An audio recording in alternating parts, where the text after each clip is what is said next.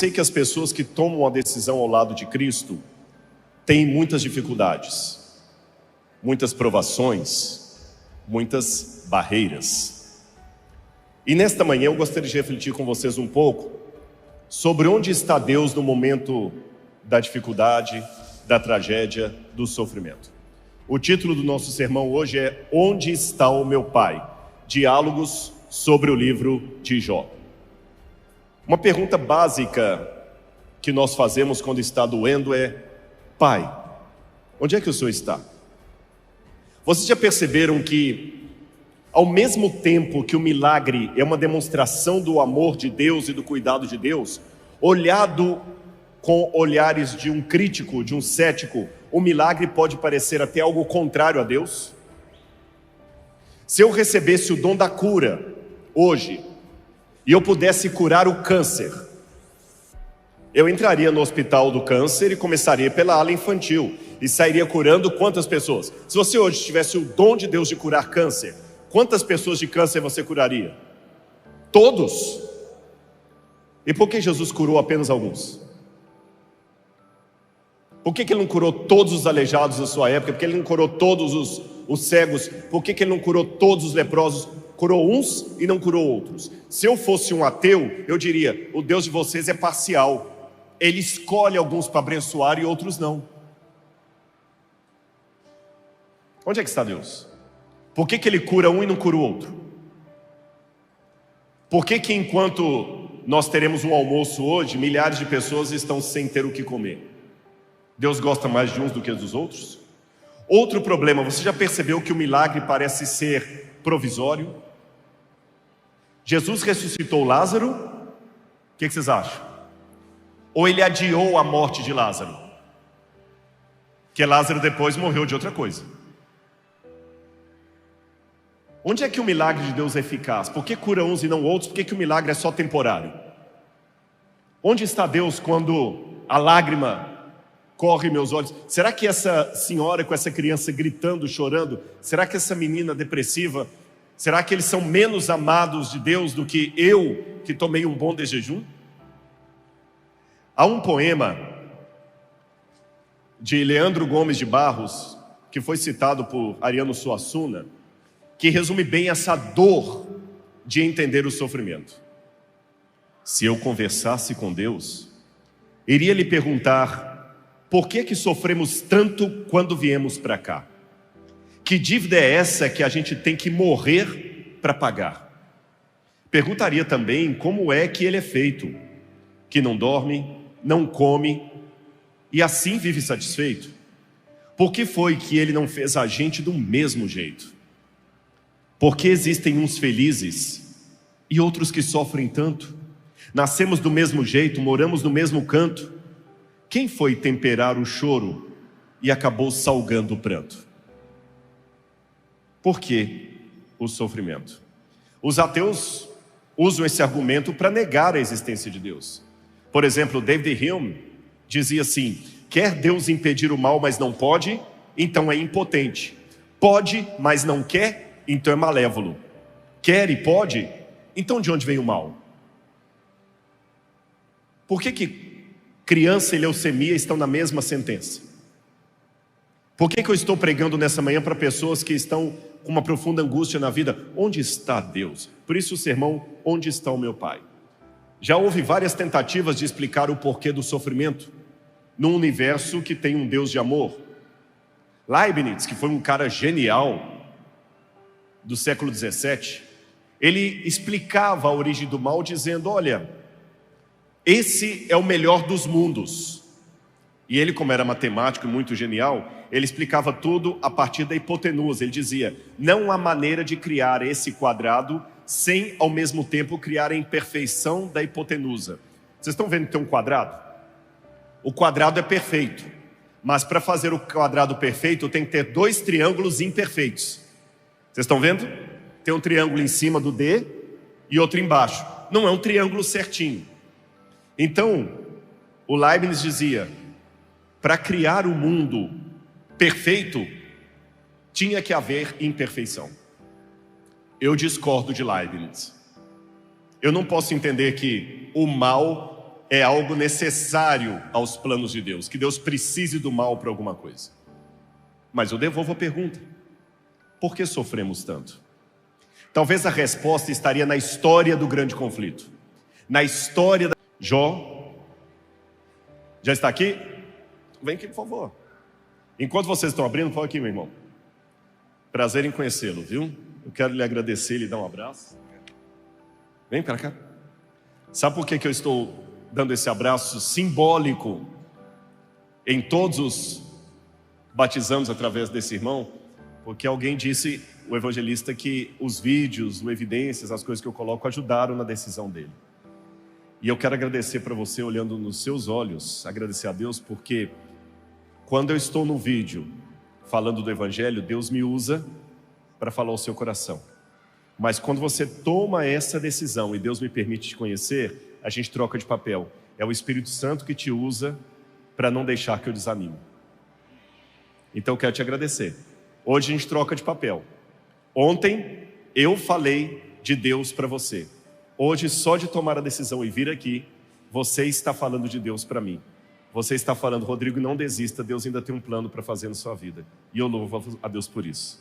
Deus abençoe, irmão. Obrigado. E eu abraço a todos os que estão tomando a decisão ao lado de Cristo hoje. Muito obrigado, viu? Deus abençoe você. Eu queria te dar esse abraço. Jó capítulo 1, versículo 1. Havia na terra de Uz um homem cujo nome era Jó. Este homem era íntegro e reto, temia a Deus e se desviava do mal. Jó era um homem íntegro. A palavra hebraica para íntegro é a palavra tam. Tam, sabe o que significa ao pé da letra? Tam era um camarada competente em tudo. Ele era bom pai de família, bom empresário, bom vizinho, bom diretor do lugar onde ele estava, bom representante da comunidade, bom cidadão, bom membro do corpo de Deus, religioso, orava. Era um homem íntegro. Era difícil achar um defeito em Jó.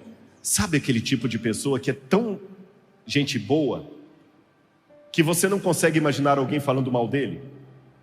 E se alguém fala mal dele, você fica contra quem falou? Esse era Jó. E como talvez nem todos conheçam a história de Jó em detalhes, e para não cansá-los lendo todo o texto bíblico, eu vou resumir a história de Jó em imagens. Jó tinha filhos e filhas. Ele tinha 7 filhos e 3 filhas. E era próspero, os negócios dele iam muito bem. A Bíblia fala que ele tinha 7.000 ovelhas, 3.000 camelos, 500 juntas de boi, 500 jumentas. Só para vocês terem noção do que significava isso. Jó viveu numa época em que a moeda não tinha ainda sido inventada. Então, como é que você media a riqueza de um homem? Pelas terras que ele possuía, a quantidade de animais e a quantidade de ouro e prata. O camelo era tão raro, que na arqueologia quase não encontramos ossadas de camelo no período patriarcal. Tanto é que alguns até pensaram por um tempo que o camelo nem era domesticado ainda. Na verdade era. É porque era um animal raro. Seria mais ou menos assim: daqui a 2.000 anos, Jesus vai voltar antes, é claro, mas só para entender. Se daqui a 2.000 anos os arqueólogos escavarem o Rio de Janeiro, quantos restos de Porsche e limusine eles vão encontrar? Quase nenhum. Isso significa que o Porsche e a limusine não existam? Eles existem, mas por que quase não vai achar restos desses carros? Porque são muito raros. O camelo era tão raro, que a gente quase não encontra restos de camelo domesticado. Mas quantos camelos que Jó possuía? 500 camelos. Então, fazendo uma análise com hoje, era como se um homem tivesse 500 Porsches na garagem dele. É Elon Musk. Ele era rico, muito rico. E ele era piedoso também. Os negócios iam bem, ele tinha cada vez mais ovelhas, as empresas iam crescendo. E ele era um excelente pai. Cuidava dos filhos, procurava dar exemplo, bom marido, bom vizinho. As mulheres diziam: eu queria que você fosse como Jó para os seus maridos. E ele ainda fazia uma coisa: ele sempre oferecia sacrifícios a Deus enquanto os filhos estavam fazendo festa. Alguns comentaristas da Bíblia deduzem que os filhos de Jó não eram tão fiéis à fé de Jó como ele, que a Bíblia não fala os filhos sacrificando com o pai, fala o pai sacrificando pelos filhos enquanto os filhos estavam em festa, e o pai falando a Deus assim: vou sacrificar por eles, porque se algum deles estiver em pecado, o Senhor possa perdoar. Ele se preocupava com a família. Mas aí teve uma virada de chave, uma reunião como esta, só que realizada no céu. Todos os filhos de Deus vieram diante do trono do Todo-Poderoso. Quem sabe, eu estava rodeando a terra e passeando por ela, e ninguém se opõe ao meu governo. Aí Deus falou: ninguém? Você já viu o meu servo Jó? Ele me honra. Ele não aceita você como Deus do mundo. Aí Satanás fala perante todo mundo: mas o Senhor compra Jó, enche Jó de presente, de dinheiro, de fartura, saúde. Assim qualquer um te serve. Tira as coisas que ele tem, e eu quero ver se ele vai amar o Senhor desse jeito. Deus falou: tudo bem, pode tirar tudo que ele tem, mas não toque na vida dele. Satanás desce, aí começa o problema de Jó. A vida dele muda da noite para o dia. Em poucas horas ele começa a receber notícia: olha, vieram inimigos, atacaram, mataram todos os trabalhadores, roubaram o seu gado. Veio também um vento, derrubou a casa com todo o celeiro. E por fim veio um outro, os seus filhos também foram mortos. Jó, como homem do Oriente Médio, rasgou as vestes de angústia, sofreu, raspou a cabeça, vestiu-se de pano de saco, tinha um pequeno pedaço de caco para ficar coçando o corpo. Ele começou a aparecer uma ferida, outra ferida, outra ferida, outra ferida. Ficou tomado de ferida da cabeça ao chão e vivendo no lixão da cidade. Olha o contraste. Ele morava no triplex mais caro. Na semana seguinte estava morando no lixão. Eu conheci um empresário uma vez na Bahia, que ele me contou. Ele quebrou. Eu tinha numa semana dinheiro para chegar na concessionária e comprar o carro zero que eu quisesse, no cartão. Na semana seguinte eu não tinha dinheiro para fazer o supermercado. Não deve ser fácil. Jó foi do 8 para o 80. Ou melhor, do 80 para o 8. E quando você está na pior, começa a aparecer um monte de gente para te criticar. E os primeiros são às vezes os familiares. A mulher falou assim: Jó, eu estou cansada. Até o seu hálito agora, você está com mau hálito. Imagina a mulher fazendo isso para o marido: você está com mau hálito. Eu não aguento mais essa vida. Eu tinha as melhores bolsas, eu andava nas melhores boutiques, eu estava no auge, agora eu estou aqui no lixão. E você não muda. A culpa é sua, Jó. Que culpa, mulher? Eu não tenho culpa. Tem sim. Parênteses para você entender. Na compreensão da época, se Jó perdeu tudo, é porque ele tinha algum pecado escondido. Isto para a cultura da época era tão certo como para vocês é certo dizer que o sábado é o dia de guarda. Eles tinham plena convicção, lei de causa e efeito. Se você está apanhando é porque você aprontou. Deus não ia castigar alguém inocente. Jó, ajuda no meu sofrimento, disse a mulher. Amaldiçoa a Deus e acaba com isso. Que você amaldiçoa a Deus, aí ele pega e manda um raio, mata você, eu fico viúva, pelo menos posso casar com outro homem. Jó, mulher, você está ficando louca? Eu vou amaldiçoar a Deus? Eu sou inocente. Depois, vem 3 amigos consolar Jó. Esses 3 amigos chegam e começam a conversar com ele também. Jó capítulo 2 fala dos amigos. Jó 2:11, quando os 3 em famílias de judeus, quando morre alguém na família, os filhos, os parentes mais próximos, rasgam a roupa que eles estão usando. Eu lembro uma vez de um filme que eu assisti de judeu, que a mulher chegou em casa, a senhorinha que o patriarca tinha morrido, e quando o filho chegou lá com a camisa, ela falou assim: respeite o luto da nossa família, e pegou o bolso que estava na camisa dele e rasgou. Porque você chegar num funeral sem estar com a camisa rasgada é desrespeito. Por isso que Jó rasgou as vestes. E outra coisa, eles pranteiam por 7 dias o morto.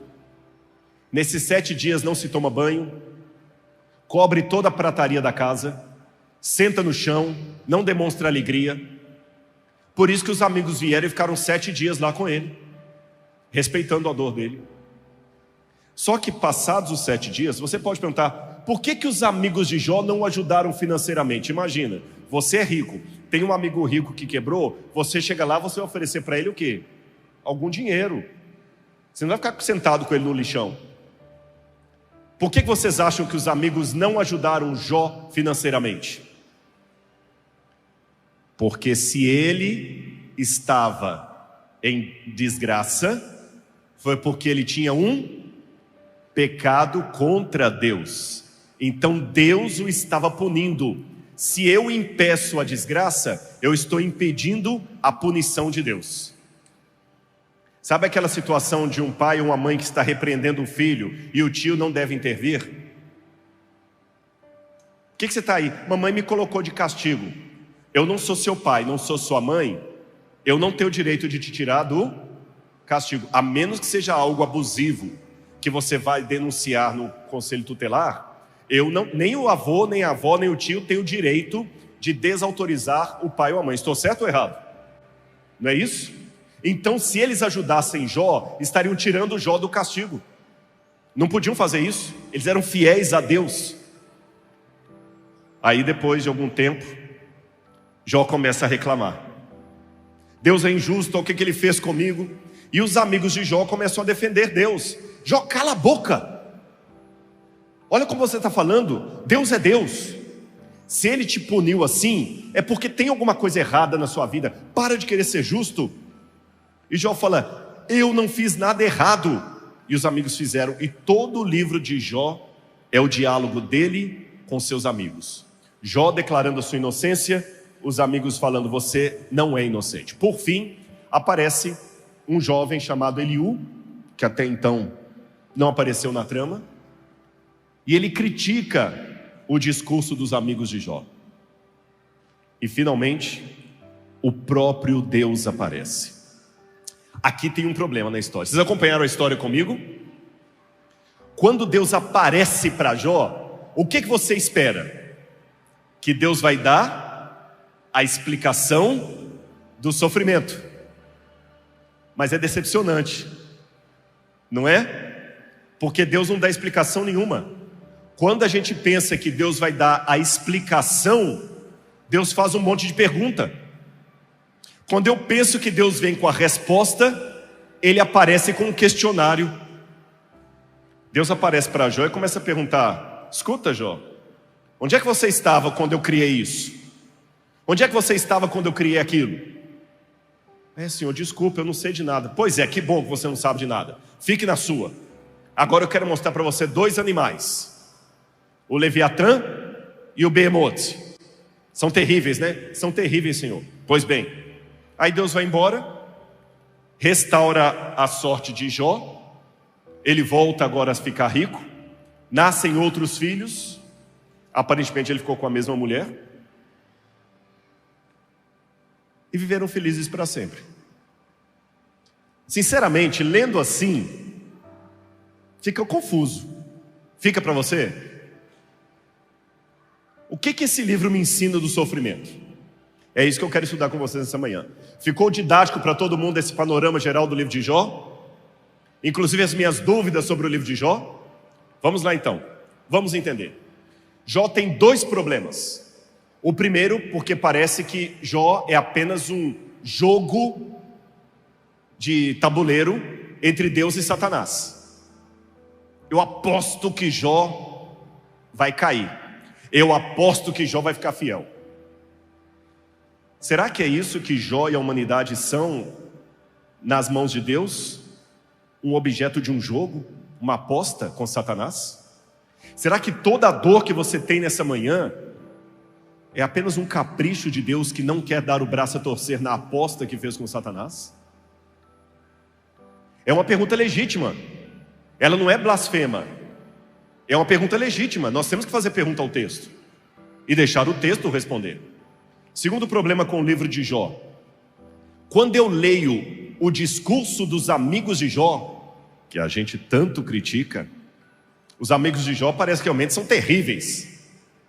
Há até a expressão, você é amigo de Jó, amigo da onça. Mas se eu olhar o que os amigos falaram, eles estão certos. Quer ver? Jó não foi tão paciente como a gente imagina. O teólogo reverendo Hernandes Dias Lopes, ele fez uma contagem uma vez que eu tomo licença para reproduzir. Ele falou: depois de perder seus bens, filhos e saúde, Jó ainda enfrentou a revolta da mulher e a incompreensão dos amigos. Jó ergueu aos céus 16 vezes a mesma pergunta: por quê? Por quê? Por quê? Interrompo a citação do reverendo Hernandes Dias Lopes. O que eu mais ouvi na igreja, e confesso que nunca me convenceu, fiquem tranquilos, eu não tenho crise de fé, eu sou um adventista convicto, mas eu também sou honesto com as coisas que não me convenceram. Uma coisa que nunca me convenceu, e eu já ouvi a rodo, é que o verdadeiro cristão nunca pergunta por quê. Ele pergunta para quê. Quem já ouviu isso? Eu nunca vi fundamento bíblico para essa cultura que o pessoal fala torto e direito nas igrejas, em que alguém que está sofrendo, que está gritando, que está com dor, tem a sua voz abafada com um crente que manda ele ter mais fé. Você tem que orar mais. Você já teve depressão? Às vezes quando você tem uma depressão, você não tem vontade de sair da cama, nem para ir ao banheiro. Quando você tem uma depressão, a vontade é fazer xixi na própria cama, porque você não quer ir ao banheiro. Aí quando chega alguém tranquilo e fala assim: você tem que orar mais, dá vontade de dar um murro. Você tem que buscar Deus na sua vida. Cuidado, irmãos. Cuidado com frases de efeito que não ajudam. Eu me lembro na minha infância de uma senhora que eu até considerava não era tia de sangue, mas de consideração. Ela era católica, e ela era, na igreja católica, a que sempre ajudava a encomendar os corpos junto com o padre lá. Ela organizava tudo. E ela sempre ficava falando com ela assim: não, fulana, não foi minha mãe, foi seu filho que morreu afogado em Sete Lagoas. Ela fez assim, perdeu a fala, e quando voltou só xingava, reclamava e questionava Deus por quê. 2 minutos antes ela estava falando para a outra: não, que Deus sabe o que é melhor. Quando foi o filho dela, todo o discurso dela se perdeu. Jesus na cruz não disse: Deus meu, para que me desamparaste? Por que me desamparaste? Se fosse pecado questionar, Jesus teria pecado. Porque na Bíblia ele fala: por que, não para que me desamparaste. Tem gente que pensa que a fé elimina todas as dúvidas. Esta não é a fé bíblica. A fé bíblica permite você questionar a Deus. Quem que é o pai da fé na Bíblia? Não ouvi. Abraão. Depois olhe na Bíblia. A primeira vez que Abraão abre a boca é para questionar a Deus. Como será isso, Senhor? Duvidando. Continuando com Jó. Jesus na cruz não disse: Deus meu, para que me desamparaste? Por que me desamparaste? Se fosse pecado questionar, Jesus teria pecado. Porque na Bíblia ele fala: por que, não para que me desamparaste. Tem gente que pensa que a fé elimina todas as dúvidas. Esta não é a fé bíblica. A fé bíblica permite você questionar a Deus. Quem que é o pai da fé na Bíblia? Não ouvi. Abraão. Depois olhe na Bíblia. A primeira vez que Abraão abre a boca é para questionar a Deus. Como será isso, Senhor? Duvidando. Continuando com Jó. A única resposta que Jó teve foi o total silêncio de Deus. Jó expôs sua queixa 34 vezes. Ouviu apenas silêncio como resposta. Quando Deus falou com ele, não respondeu sequer uma de suas perguntas. Ao contrário, fez-lhe 70 perguntas, revelando sua majestade e poder. Poxa, imagina na sua igreja um irmão que está sofrendo e já está por 34 vezes reclamando com você. Você fala assim: Jó, desculpa, não dá, tem paciência. Eu não aguento ouvir mais esse chorume. Todo culto de quarta-feira você tem que levantar para choramingar a sua vida. É por isso que você não vai para lado nenhum, você só reclama. Olha as frases de Jó em relação a Deus. Se alguém na igreja hoje falasse isso, já seria procurado pelos anciãos ou pelo pastor, porque ele está com problema doutrinário. Vamos ler juntos? Olha o que Jó falou. Jó 10:3. Tens alguma satisfação em oprimir-me? Afinal, tu mesmo me criaste. Como podes rejeitar a obra das tuas mãos enquanto sorris com aprovação para o plano dos ímpios? O que ele está dizendo aqui? Que Deus é sádico. Ele está dizendo que Deus é sádico. Teologicamente falando, isso é heresia. Olha Jó também, Jó 19:7. Entretanto, se clamo injustiça, eis que não obtenho resposta. Grito por socorro, contudo não vejo justiça. Jó 34, etc. Ora, Jó declara: sou inocente do mal que me acusam, mas Deus tirou de mim a justiça. Isso está correto? Está certo o que Jó falou? Se você falar que está certo, eu vou ficar... Você vai ter que tomar estudo bíblico de novo. Vou perguntar: está certo o que Jó está falando? Não, não tenho medo de responder, está errado. Chega a ser quase herético dizer que Deus é sádico, que Deus tira a justiça da gente, que Deus ri quando o ímpio me oprime. Se errei e pequei, que mal te causei, ó tu que vigias todos os seres humanos? Por qual razão me tornaste teu alvo? Porventura me tornei um fardo pesado e inútil para ti? Não, nós não somos um fardo para Deus. E Jó fala ainda: Deus me entrega nas mãos do ímpio e me faz cair nos ardis dos perversos. O que eu faço com essas palavras de Jó? A primeira coisa que eu aprendo é o seguinte: não estou sendo relaxado com a doutrina, com a ortodoxia. Não é isso. Mas eu tenho que ter a paciência humana e psicológica de saber quando a pessoa está falando em situação de grande dor e angústia. Aprenda uma coisa. Quase que eu caí aqui. Aprenda uma coisa. Deus é menos ofendido pela sinceridade de um pecador do que pela hipocrisia de um santo. Eu não estou falando que eu vou endossar tudo o que você fala na hora da raiva, da dor, e nem que você deve apostar todas as suas fichas nisso, mas eu estou dizendo em nome de Jesus que você tem o direito de gritar, de questionar: por que Deus? É humano. O pecado não é você questionar a Deus, o pecado é você abandonar a Deus. Se você cair, tudo bem, desde que você caia nas mãos dele e não das mãos dele. Agora, em contrapartida, vejam como as palavras de Elifaz, um dos amigos de Jó, são politicamente corretas. Olha o que Elifaz fala: eis que tens ensinado a muitos e tem fortalecido mãos fracas. As tuas palavras têm sustentado os que tropeçam, e os joelhos vacilantes têm fortificado. Mas agora, em chegando a tua vez, tu te enfadas, sendo tu atingido, te perturbas? Ainda Elifaz: lembra-te, acaso já pereceu algum inocente? E onde foram os retos destruídos?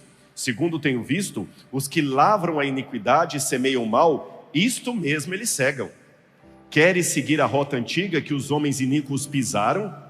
Quanto a mim, eu buscaria a Deus, e a Ele entregaria a minha causa. Escuta-me, mostrar-te-ei o que tenho visto e te contarei. Os conselhos de Elifaz são: reconcilia-te se te converteres, mostrando-se como alguém que tem experiência com Deus. Os conselhos de Elifaz não parecem muito com os conselhos que ouvimos quando estamos com dor?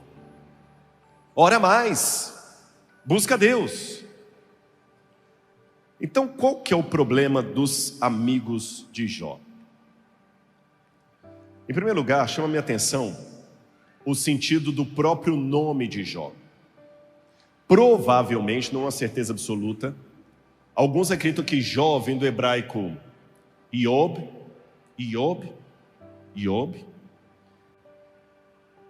isso, certinho, transliterou correto, Iob, que significa, onde está o meu torturado como foi? Lembra que enquanto Jó estava feliz na terra, houve uma conferência no céu? Sim ou não? E todos os filhos de Deus estavam diante do Senhor. E quem apareceu no meio deles? Satanás. Abra a Bíblia comigo no livro de Jó, capítulo 2, versículo 1. Num dia em que os filhos de Deus vieram apresentar-se diante do Senhor, veio também Satanás entre eles. Eu vou ficar junto com o meu tradutor aqui para ajudar. Em hebraico, essa expressão também é irônica. É irônica. Imagine que alguém que prejudicou você, que traiu você e ainda fala mal de você, aparece sem ser convidado na sua festa de aniversário ou de casamento. Aí você vai contar para os outros os que estavam na festa. E você diz: lá estavam todos, meus pais, os pais da minha esposa, meus tios, meus amigos do escritório, e a fulana também. Percebeu a ironia? Sim ou não? O que significa? Alguém que não deveria estar lá. Segunda coisa que eu quero ensinar. Ficou claro isso? Deu para traduzir tranquilo? Claro? Como é que você faz para traduzir alguém que é gago? Espera aí terminar. Eu não sei o que eu falei, mas eles riram. Obrigado. Se um homem não sabe rir de uma boa piada, desconfie da religião dele. Voltando ao caso de Jó, Satanás não era para estar ali. É irônico o texto. Segunda questão, tem um erro de tradução na sua Bíblia. Sabe qual que é o erro de tradução? A palavra Satanás aí na sua Bíblia está com letra maiúscula ou minúscula o S? Maiúsculo, indicando que é um nome, mas no hebraico não é um nome próprio. Aqui está escrito em hebraico. Aqui está o nome do inimigo em hebraico, Satã. E aqui está como aparece no livro de Jó, Ha-Satã, o Satanás. Quando você usa nome próprio em hebraico, você nunca usa artigo. Eu posso em português falar o Patrick Bulos. Em português está correta a gramática. Eu falo assim: o Patrick Bulos é neto do doutor Milton Afonso. Em português tudo bem. Em hebraico não tem esse o.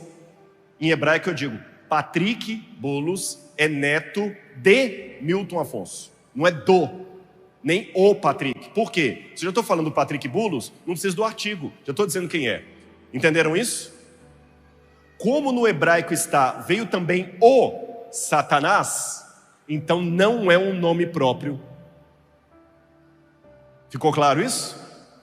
E vou revelar outra coisa para vocês. Satanás, na verdade, é uma profissão. É o nome de uma profissão.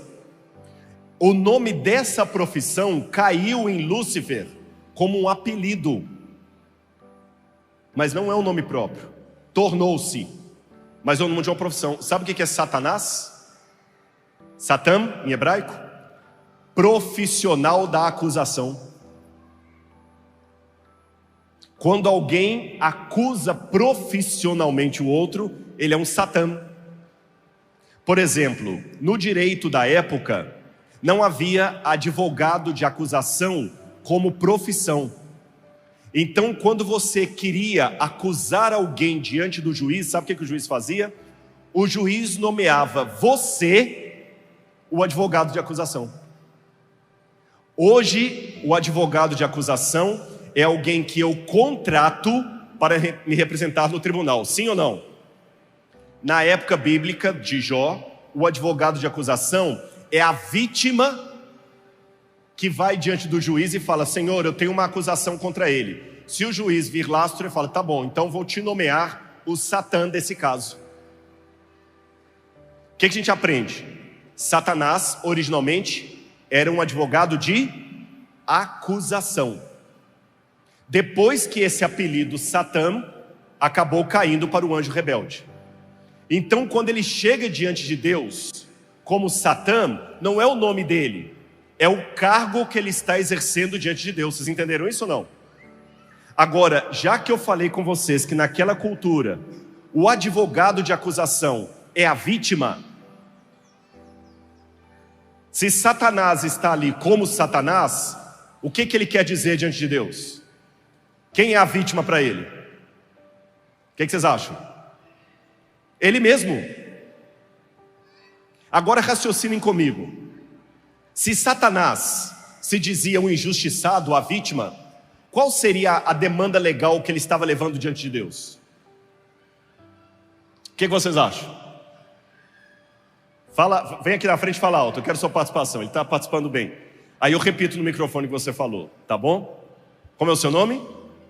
Michael. Eu perguntei, Michael, vocês entenderam essa questão, essa dinâmica? Todo mundo entendeu, sim ou não? Quero ver as mãos. Então vamos repetir para ver se ficou claro. O advogado de acusação no tempo de Jó não era um profissional do direito, mas era a própria pessoa que se sentia lesada, prejudicada. Ela procurava um juiz para levar a sua causa contra alguém, e o juiz a nomeava Satanás, ou Satã, que é acusador. Aí eu perguntei, se Satanás então é o acusador, ele também é a vítima no processo dele. Qual seria a acusação de Satanás? O que você acha, Michael? Parabéns, nota 10 para você com louvor. Michael respondeu certo, muito obrigado, viu? Vou repetir o que ele falou. Ele estava reivindicando o reino da terra para ele. E eu pergunto a vocês, do ponto de vista jurídico, ele estava certo ou errado? Estava certo. Porque quando Adão e Eva comeram do fruto proibido, quem se tornou o dono desse mundo? Ele. E no direito você sabe, há muitas causas que não são justas, mas são legais. Não é justo que o sujeito fique com a minha empresa, mas é legal, eu assinei a procuração, eu passei tudo para as mãos dele. Então quando Deus pergunta, de onde você vem? Você não tem o direito de estar aqui? Ele fala, de rodear a terra e passear por ela. Ninguém nega o meu governo. Deus falou, não, tem um que nega, Jó. Então quando Satanás falou, mas o Senhor compra Jó? Deus falou, não compro. Deus permitiu Satanás atribular Jó, porque Jó era a evidência que Deus precisava perante o universo, de que Deus não era injusto. Deus poderia falar, cala a boca e vai embora daqui. Mas Deus não é um ditador. Deus é alguém que tem autoridade, mas não é autoritário. Deus é um governante, mas não é um déspota. Deus é rei, mas não é tirano. Então ele falou, pode testar, Jó. Eu vou mostrar para vocês que eu não compro o favor de ninguém. Jó era o argumento jurídico de Deus. Mas no entendimento da época, isso não fazia sentido. Porque se Jó sofresse é porque ele teve algum pecado. Esta era a defesa que os colegas de Jó queriam fazer acerca de Deus. Se você está sofrendo, Jó, a culpa é sua. E aqui vem o meu primeiro problema para responder. Por que o discurso dos amigos de Jó foi questionado por Deus? O que os amigos de Jó falaram era verdade. Mas eu quero dizer para vocês que uma verdade no momento errado é uma desgraça. Uma vez, um paraquedista pulou. Eu sei que aqui nós estamos numa base militar. A Yara falou comigo que tem até um sobrinho seu, né? Sobrinha que formou aqui na escola de paraquedismo. Aproveitando que estamos num lugar perto de paraquedismo, vou contar para vocês uma história. Um paraquedista pulou e agarrou no galho de uma árvore e ficou pendurado. Embaixo dele, como o Flanders, passou um crente indo para a igreja, com a Bíblia debaixo do braço, inário, lição da escola sabatina, um monte de coisa debaixo do braço. Feliz. Bem assim, sabe, com orgulho. Quando ele passou debaixo da árvore, o paraquedista pendurado pediu: Ei, amigo, você embaixo, por favor, eu estou cansado aqui, ajude-me a descer. Aí o sujeito falou com ele assim: que legal, o senhor é um paraquedista, que legal. Sou um paraquedista sim, você me ajuda a descer? Ajudo. Outra coisa, o senhor acabou de pular de um avião que passou pouco, porque eu estava vindo da igreja, eu escutei o barulho de um motor de avião passando, não foi isso? O senhor não pulou desse avião? Pulei desse avião. Você me ajuda a descer? Ajudo. Outra coisa mais. O senhor, como é o nome desse lugar aqui? Pois é, mas o complexo. Pois é, a arena, que você que faz parte do exército, né? Agora traduz para mim. Vila Militar, obrigado. Aí ele ainda falou o seguinte: aí tem mais uma coisa. Eu conheço bem o Rio de Janeiro, o senhor deve ser da Vila Militar. Sou da Vila Militar. Você vai me ajudar a descer ou não vai? Vou sim. Outra coisa, eu estou vendo que o senhor é major, que eu estou vendo a patente aí no seu... Sou major. E tem outra coisa mais... Amigo, só um minutinho. Eu daqui estou vendo que você é crente. Como é que você sabe? Por causa da Bíblia? Ele falou assim: um alívio que você tem quando a desgraça pega o outro e não te acerta. Nós não temos em português um termo para definir esse sentimento. É um alívio, é uma alegria. Freude em alemão significa alegria. É uma alegria na desgraça. Sabe quando teve um acidente? Aí nós procuramos dar explicação para o problema do outro, que encontra no outro a culpa. Eu lembro uma vez eu fui fazer um funeral em Belo Horizonte, de um grande amigo meu. Ele morreu, estava voltando para casa na estrada, ele queria fazer o pôr do sol com a família, houve um atraso, e ele morreu perto da cidade de Nova Era, em Belo Horizonte. Foi horrível. O acidente foi horrível. E no dia do funeral eu escutei alguém falando assim: isso que dá, se tivesse programado para estar em casa mais cedo. Você ouviu falar que a filha de fulano de tal foi assaltada? Pois é, mas aquilo é hora de menina andar sozinha na rua? Cuidado quando você fica exteriorizando os seus próprios preconceitos para explicar a dor do outro. Cuidado. Seja mais empático. As pessoas que eu mais confortei são aquelas com as quais eu chorei e ouvi, mais do que aquelas com as quais eu disse alguma coisa. Não está lembrado? Como é que você imagina que o Todo-Poderoso iria aparecer no final do livro? Se você fosse o autor do livro de Jó, como é que você imaginaria Deus aparecendo para Jó no final? O que vocês acham? Eu vou ler para vocês como é que Deus aparece para Jó. Jó, capítulo 38, versículo 1.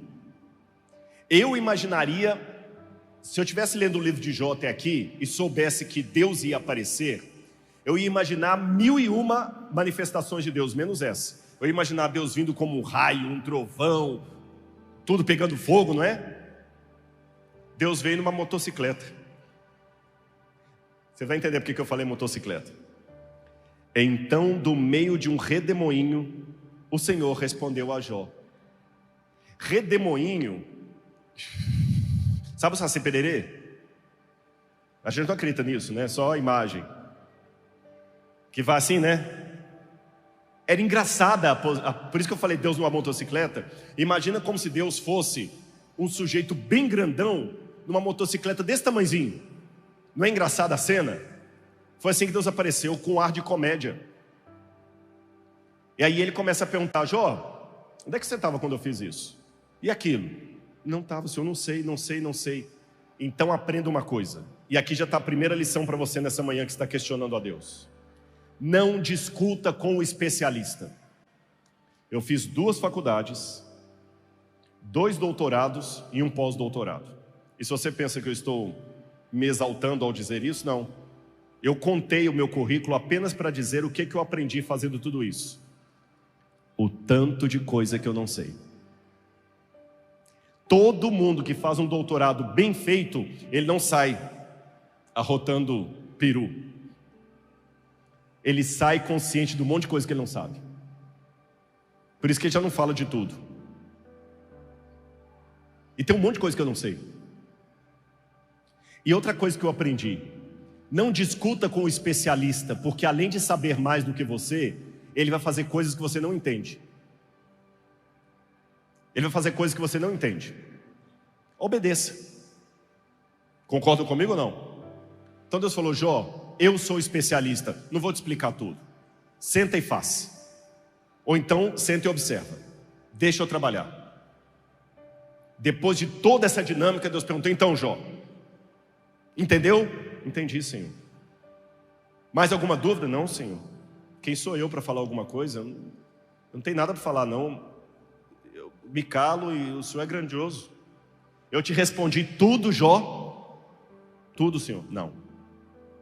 Eu não respondi tudo. Eu só te disse que há mistérios que você não entende. Mas eu ainda não falei da sua dor. Eu falei das neves, falei da natureza, mas não falei de você. Monta de novo na minha motoca. Monta aí. Eu quero levar você para outro passeio. E nesse segundo passeio, Deus mostra para Jó 2 monstros. 2 monstros. O Leviatã e o Behemoth. Algumas Bíblias traduzem como um crocodilo e um hipopótamo. Mas essa tradução não está boa. O Leviatã e o Behemoth são 2 monstros que não têm comparação na natureza. E sabe por que Deus mostra para Jó esses 2 monstros? Um monstro da terra e outro monstro do mar. Um parece uma serpente draconiana, um dragão em forma de serpente que fica nos mares, e o outro parece um animal terrível que cospe fogo e está na terra. E Jó começa a ver Deus tendo uma luta com esses animais. E Jó agora fica apavorado. Na primeira viagem, Jó ficou abismado com as maravilhas da natureza. Nesta, ele está apavorado. Desculpem a expressão, fazendo xixi na calça. E por que Deus mostra esses 2 monstros para Jó? Ali ele mostrou o grande conflito. No Oriente Antigo, em vários povos ao redor da Bíblia, existe uma história de um conflito cósmico entre o bem e o mal, até nas religiões pagãs. Aqui são vários selos pagãos que mostram sempre a divindade lutando contra um dragão com 7 cabeças. Olha esse aqui, por exemplo. O deus El lutando contra um dragão. Conta quantas cabeças? 7 cabeças. E o que ele está fazendo? Ferindo de morte uma cabeça. Não parece com o Apocalipse? O dragão tinha 7 cabeças e uma foi ferida de morte. Depois a besta lá. Outra imagem também. Deuses pagãos lutando contra uma serpente. Aqui também, aqui também. O que eu explico isso? Bom, houve uma serpente original no Éden.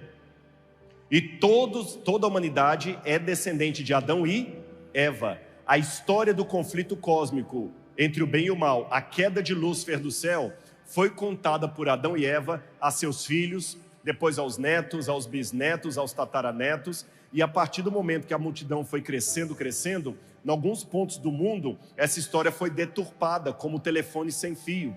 Porém, a essência dela permaneceu em vários povos. Entenderam isso? É por essa razão que também no Apocalipse você tem dois monstros. Uma besta que sai da onde? Do mar, e outra que sai da terra, que parece um cordeiro, mas fala como um dragão. Igual em Jó. Dois monstros, um do mar e outro da terra. Jó viu o grande conflito. E nesse grande conflito agora vem a parte que o Apocalipse complementa. Aqui que vem a novidade para Jó e para vocês. Eu deixei para o final a novidade.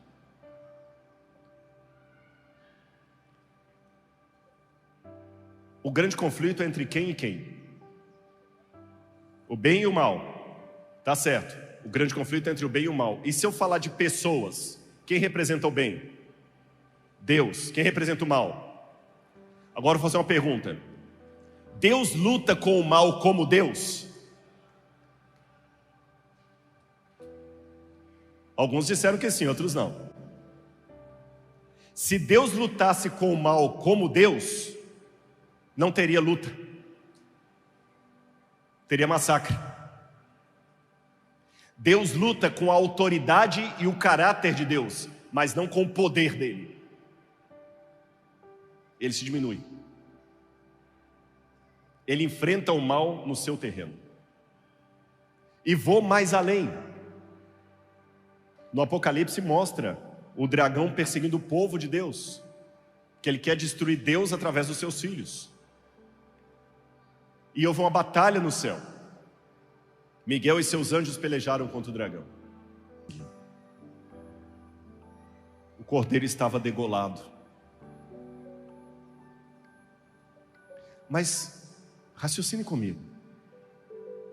Se o cordeiro no trono de Deus Pai é símbolo de Jesus quando retorna à glória, por que ele ainda está com a marca da degola? Olha o paradoxo. Deus, apesar de ser todo-poderoso, saiu sequelado da briga. Ele levou para a eternidade o seu corpo humano com as marcas da crucifixão. E não pense, Rodrigo, ele levou como memorial. Não, esquece isso. Não foi memorial. É o preço que ele pagou para que o sofrimento de Jó e o seu sofrimento não seja eterno. Ele sofreu na cruz. E Jó, antes de entender isso, perguntou: porventura, tens olhos de carne? Enxergas como os mortais? Deus falou: Jó, por minha onisciência, eu sei tudo, mas eu vou além da minha onisciência. Eu me tornarei humano e vou conhecer o mal como vocês, não apenas por conhecimento, mas por experiência. Jesus não perdeu a sua divindade quando ele se encarnou, mas ele se fez carne e habitou em nós. E Hebreus capítulo 2, versículo 9 diz que ele foi feito pouco menor que os anjos, para que provasse a morte por todo o homem. O ser humano foi feito menor que os anjos. Aqui Hebreus está citando o Salmo 8. E Jesus, como ser humano, também foi feito menor que os anjos. E Hebreus 10, 5 e 7 diz que corpo me formaste. E Colossenses capítulo 2, verso 9 diz que hoje, agora, nesse momento, nele habita corporalmente toda a plenitude da divindade. Então o corpo humano que Jesus recebeu ao se encarnar não é algo que ficou com ele por 30 e poucos anos e depois ele abandonou quando voltou ao céu. Lembre que a Bíblia fala que ele voltará assim como para o céu o vimos ir. Ele manterá por toda a eternidade o seu corpo glorificado. Tanto que Filipenses 3, 21 diz que nós, ao ressuscitarmos, teremos um corpo semelhante ao seu corpo de glória. Como é que eu posso ter um corpo tão glorioso como o de Jesus? Ou pelo menos semelhante? se ele se diminuir. Alguém pode falar: Rodrigo, mas é um corpo glorioso que ele vai ter. Depende do ponto de vista. Depende do ponto de vista. Alguém que mora na periferia do Rio de Janeiro, mudar para um apartamento no Leblon é bairro bom. Alguém que mora na periferia, mudar para um apartamento no Leblon, ele está subindo. Mas para alguém que é rei da Inglaterra, deixar o palácio para morar no Leblon, ele está caindo. O corpo glorificado da ressurreição é evolução para nós, para ele, diminuição. Hebreus 1, verso 2 diz que ele é o herdeiro do universo e é sacerdote para todo o sempre. Por que Jesus é sacerdote para todo o sempre se não tem pecado para todo o sempre? É porque esse é o preço que ele pagou, um preço eterno. E Hebreus 2, 11 e Romanos 8, 29 diz que ele é o nosso irmão e que nós cresceremos para atingir a estatura de Cristo. Repito, saiu da periferia para o Leblon, você está crescendo. Saiu de Londres para o Leblon, você está caindo. Por toda a eternidade, Jesus ressuscitou com o corpo físico, subiu ao céu com o corpo físico, voltará com o corpo físico, reina no céu num corpo físico, e ele é o primogênito dos que morreram e ressuscitaram. Logo a sua ressurreição não é diferente daquela ressurreição que teremos. E ele foi degolado e se mostrou degolado no trono. E depois de ressurreto, as marcas da sua crucifixão ainda estavam com ele. Ele manterá por toda a eternidade o seu corpo. João disse: eis o tabernáculo de Deus com os homens. Sabe o que é o tabernáculo de Deus com os homens? É o corpo de Cristo. Porque João fala: olhei para Nova Jerusalém e não vi santuário nela. Se ele não viu o santuário, como é que o tabernáculo de Deus vai estar ali? João fala: olhei para a cidade e não vi santuário, porque o Cordeiro de Deus é que está com eles. Então, meus irmãos, sabe por que Cristo morreu na cruz do Calvário? Para que o sofrimento de Jó e o seu não seja para sempre. Este é o retrato de Jesus para vocês hoje.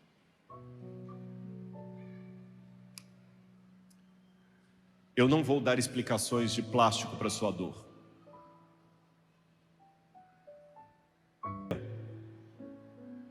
Por amor de nós. Então, se nessa manhã eu estou falando com alguém que não está entendendo o porquê do seu sofrimento, lembre da história de Jó. Há um conflito acontecendo que você não está vendo, das forças do bem contra o mal. E para que o seu sofrimento faça sentido, um sentido que você agora não entende, e para que o seu sofrimento não seja eterno, ele saiu machucado do conflito. Eu quero pedir ao Luiz Cláudio que venha aqui à frente, porque a música que ele vai cantar tem uma parte dela que me lembra exatamente o que Jó falou depois de toda essa experiência. Antes, eu te conhecia só de ouvir, mas agora os meus próprios olhos te contemplam. O Senhor se fez um de nós. O Senhor é gente como eu. E eu quero fazer um apelo nessa manhã. Não importa se você está lá em cima na arquibancada, no meio aqui. Enquanto o Luiz Cláudio estiver cantando, eu quero que você venha aqui à frente se você aceitar esse apelo. Você que está afastado dos caminhos de Deus, você que está questionando a bondade de Deus em sua vida, você que ainda não tomou a decisão pelo batismo, você que entrou nessa manhã e falou assim: eu estou vindo aqui porque insistiram para ouvir, mas eu não creio mais nesse Deus. Olha para o Cordeiro. Agora os teus olhos estão contemplando o Cordeiro. Eu não tenho a explicação humana para a sua dor, mas eu tenho a esperança. Ele voltará, em nome de Jesus.